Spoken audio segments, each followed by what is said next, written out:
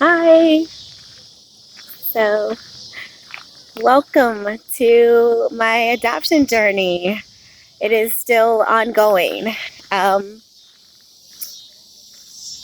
I left you with the fact that I spoke to my bio mom and she gave me my bio dad's information. I immediately looked him up on Google and I had all his information, and the very next day, I gave him a call. It went a little bit different. He was a little bit in shock as well. He asked me to repeat my date of birth again, and once I did, he was like, "Yeah, you're my daughter." And yeah, it was nice. He was a lot more energetic, a lot more vocal. Uh, I definitely know where I get the gift of gab from. He likes to talk a lot. He was very excited to tell me all my history of my ancestry, and we talked a lot about our medical backgrounds and, everything that we both have gone through with our health. At one point, he asked me how my brother was doing, and at that point, I realized that he actually believed that my biological brother, that they also gave up for adoption almost a year later after I was born, they thought that he was with me and my family. It broke my heart to have to tell him that I did not know where he was, and that he was not with us. It still saddens me to know that. We still have one more piece of the puzzle out there that we're missing, my baby brother. So yeah, that's it's a little emotional. Um, he was the first person that I FaceTimed with. He was the first person that I actually got to see with my own two eyes, and it was quite emotional. Um, it was the first time that I had someone, you know, look like me, have my smile, um, or I have his smile, should I say. Um, these cheeks, definitely. But yeah, as an adopted child, you go throughout your life sometimes wondering, like, what do you know what do my parents look like?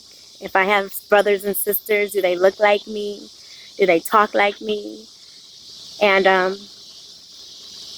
it was a surreal moment to have that with him. You know, I appreciated his excitement to want to tell me who I look like, and I appreciated the excitement of him wanting to just share everything about himself in 5 minutes that we were able to talk. It was nice. It set me up to really want to meet him and to be around and just to embrace all of this new life that is coming into my life, because with me discovering who my parents were allowed me to discover that I have so much more, meaning I have so many brothers and sisters. I have 9 siblings. Some of them are half brothers, half sisters. Some of them are just brothers and sisters by um, relationship. Uh, So this is how it breaks down basically. I have 2 older siblings, a brother and a sister, who are my half brother, half sister. We share the same mom. Then I have 2 brothers and a sister, and they're full-blooded brothers and sisters. And then I have 2 siblings, a brother and a sister, who I do not share any blood relation to, but they're siblings by marriage. And then I have 2 more sisters who are half sisters who we share the same dad. Yeah, so I now have 9 more siblings in my life. So altogether I have 11 if you count my two big brothers in my life. So yeah, and like I said before, I've never been a big sister, and now I have little brothers and sisters. It's kind of cool. That really still blows my mind that I have little brothers and sisters. I do feel like I have a lot of wisdom to share. I'm not the smartest person in the world, but I have been through some stuff. So it's kind of cool that I get to share that with them possibly, and to be able to connect with them, and they can share some stuff with me, and I can probably learn from them just like they can learn from me. So that's really cool. I'm really excited about that.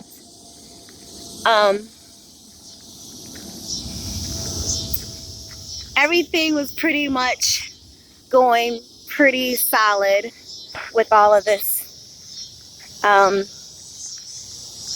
new and exciting information. Every day seemed like I was finding out something new. Every day seemed like I was talking to a new person, and it was cool.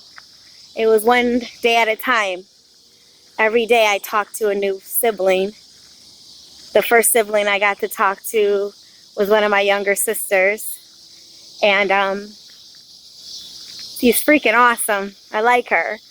She's an entertainer, and she is so talented, smart. Yeah, she's cool. I like her. I like her a lot. I'm looking forward to getting to kick it with her a lot more and learning a lot more about her personality and her hopes and dreams and all that kind of good stuff. Weeks have gone by now since originally talking to my bio mom and dad. And over the weekend, this past weekend, I actually got to meet my bio dad. And truth be told, it was not that great like I thought in my head it was going to be. It was actually quite sad and traumatizing and dramatic, to say the least.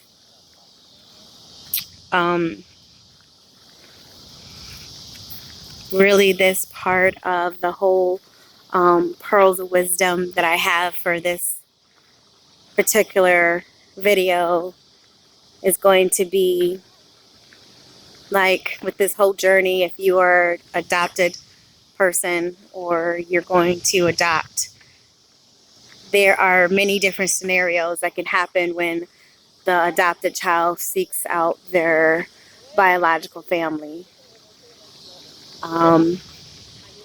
You can have a good experience, you can have a bad experience, and then you can kind of have what I call the in-between. And I kind of have the in-between. So, yeah. I wish I could say it was great. I wish I could say There were no tears, only laughs. I wish I could say there were only hugs, no fights. I wish I could say everybody was respectful and no disrespect. But I can't. I can't say that. A lot of hurtful things were said by both parties. But I have to be honest when I say I am not going to feel bad for the way that I responded. I don't feel like I responded incorrectly, because when you have something like this happen, you don't know how you're going to respond. You don't know how you're going to act. You don't know until you're in the position. And he came down here looking for something different from what I was looking for. His expectations were different from mine. His idea of reconnecting was different from mine. And we did not see eye to eye. I have learned that my biological father is very stubborn. He tries to out-talk you and over-talk you. And if people know my personality, I'm stubborn as well. So it's hard for me to let anyone in my life tell me who I am before they get to know me. And that was one of my biggest problems I had with this encounter, was instead of him trying to get to know me, he spent a lot of the time telling me who I was, who I acted like, who I looked like, who I was being like. Oh, do you know who that sounds like? Do you know who that is? And it was okay in the beginning because I was kind of prepared for something like that, but it became very overwhelming very quickly. It became almost insulting, to the point where I started to have to tune it out because I didn't know what else to do with myself, because I was getting that upset.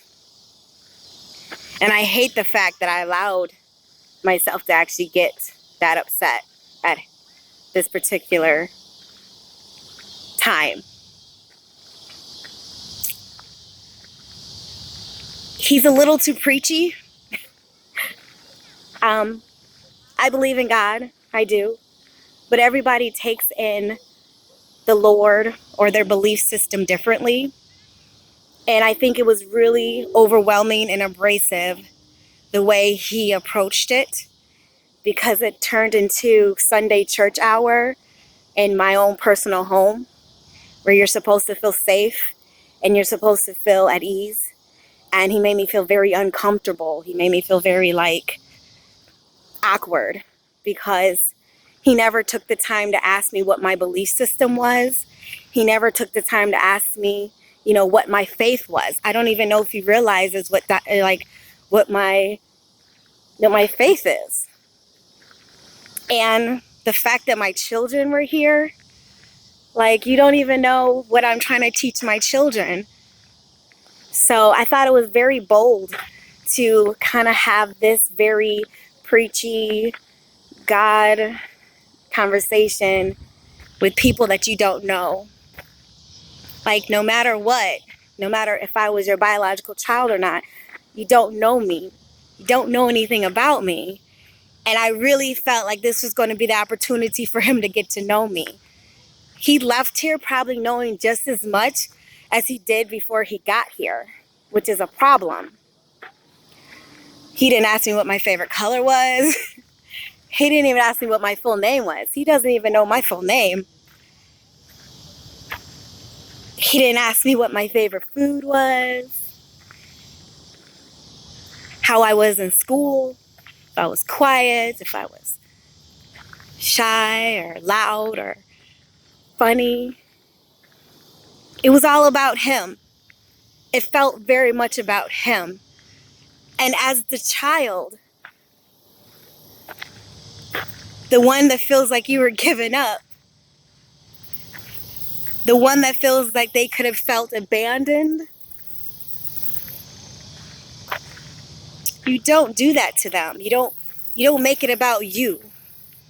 You kind of have to make the child feel like it's about them, because for all you know, they spent their whole life not feeling wanted or important or needed or whatever else you can think of that's negative. So for you to take the opportunity to just talk about yourself most of the time and not even ask the child that you came to see anything about her, it's kind of crazy to me. I mean, maybe I'm nuts. Maybe I'm just taking this the wrong way. I don't know. I've never been in this position before. This is the first time I've ever had to find my biological parents. So how am I supposed to know how this was going to go? How is anybody supposed to know how this is going to go? So I really am not mad at him, because just like I didn't know how to take the situation, he probably did not know how to address the situation either. I'm sure he has some guilt and some sorrow and some sadness because he did miss out having such an amazing person in his life like myself. Just joking, but not really.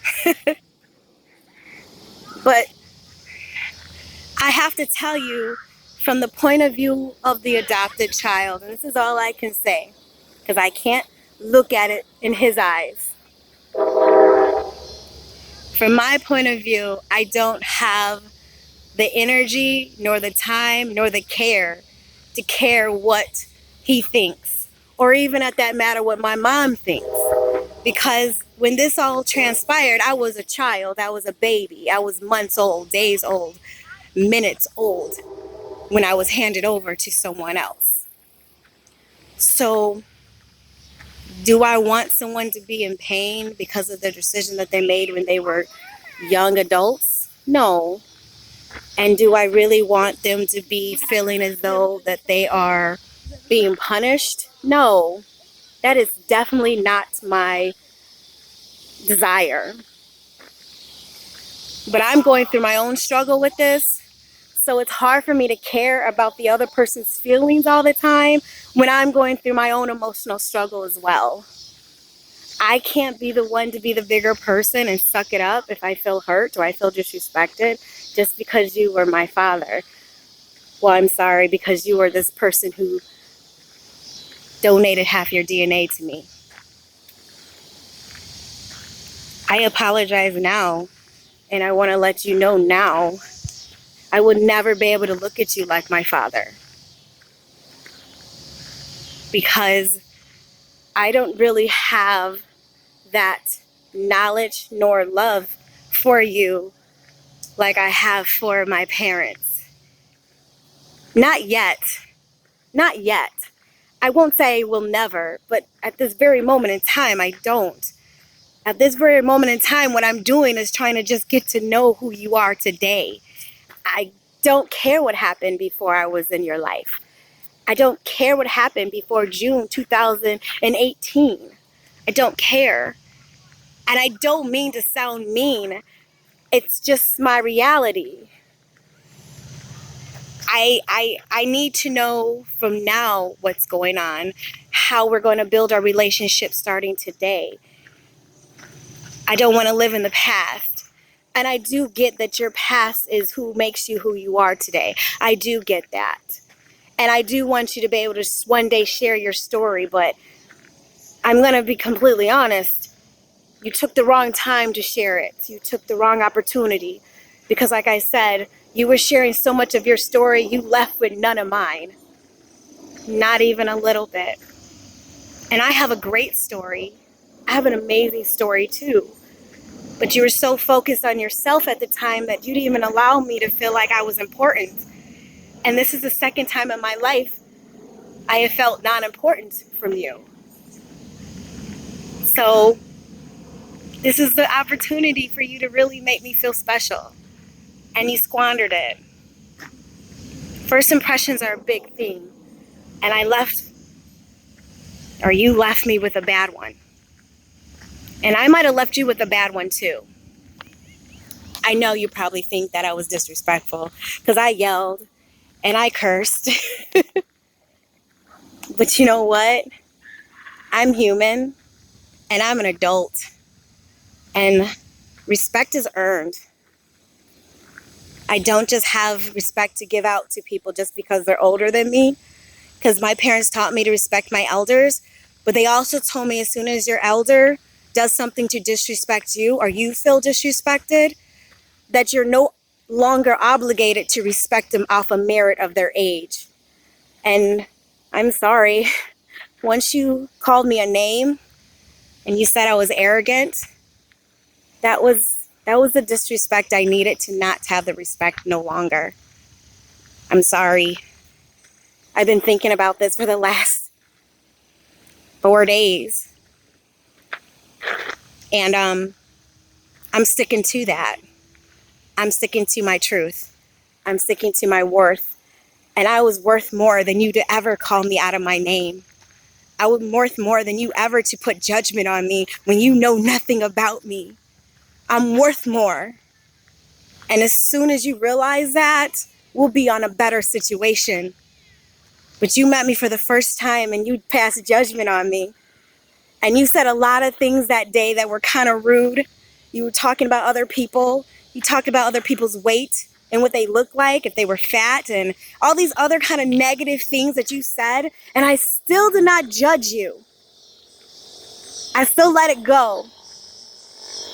But once you direct it and then you had to judge me and you don't even know me, that was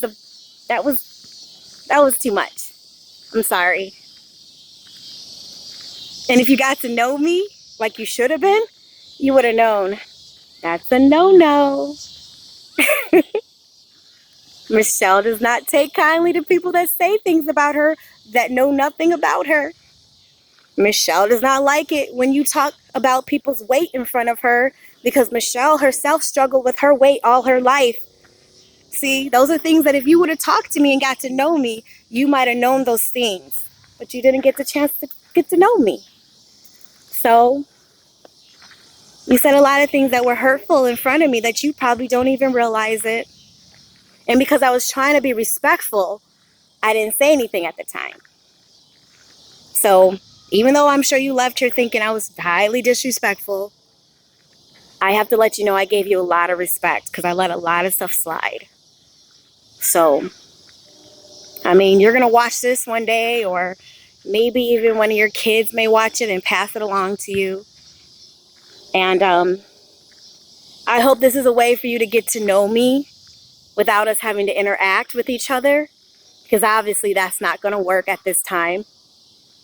I'm not giving up on you, because I really don't give up on people, because I've had a lot of people not give up on me. So at this time, I'm good on the situation just because I need time to bounce back from this. And when I'm ready, you'll know. So that's all I have to say on this. So if you are once again on this journey, do not be discouraged. Do not be afraid to keep on finding your roots and who you are and who you want to be because of a bad encounter with one person. Whether it's the parent, a sibling, a cousin, an auntie, it doesn't matter. You're doing this for you, just like I'm doing this for me. So I refuse to let anybody take me away from this journey. So don't you let anybody take you away from yours. Stay in your truth. Be true to who you are. And know, no matter what happens, you're worth it and you're special. Tune in for when I meet my mom and some more of my siblings. That's to come. I'm excited. I'm nervous again, but I'm excited. I'll let you know how that goes. Chapter 3 to come. Bye.